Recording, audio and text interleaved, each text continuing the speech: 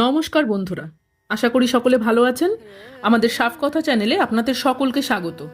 যদি আমাদের প্রতিবেদন আপনাদের ভালো লাগে, দয়া করে আমাদের চ্যানেলটিকে সাবস্ক্রাইব করবেন এবং অবশ্যই আমাদের পাশে থাকবেন। চলুন তাহলে শুরু করি আজকের প্রতিবেদন। আজকের প্রতিবেদন ভোট পরবর্তী হিংসা ও সপ্তম দফা। সামনেই সপ্তম দফার ভোট, অর্থাৎ শেষ দফা 1 জুন।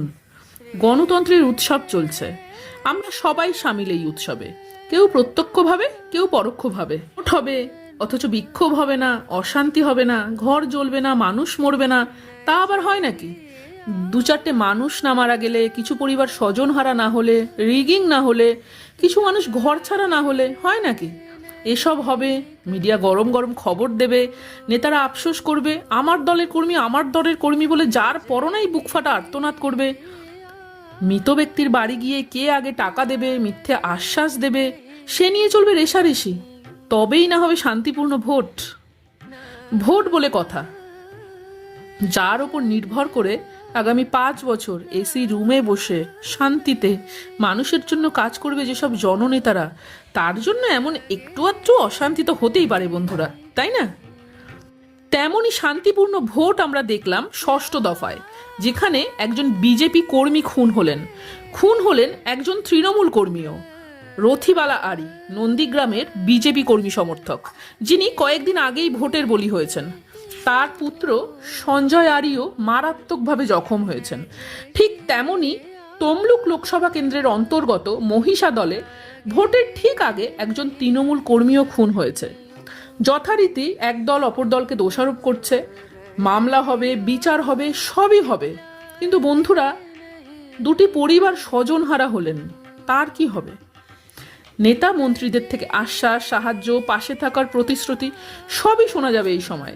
কিন্তু ভাবুন তো বন্ধুরা, ভোটের 2 মাস পরে বা 4 মাস পরে আমাদের শত ব্যস্ততার মধ্যে এসব খবর আর মনে থাকবে না, থাকার কথাও নয়, কারণ প্রতিদিন এমন বহু ঘটনা ঘটছে। ফলত সব ঘটনাই কিছুদিন পর কালের নিয়মে চাপা পড়ে যায়। এটাই বাস্তব, এটাই মেনে নিতে হয়।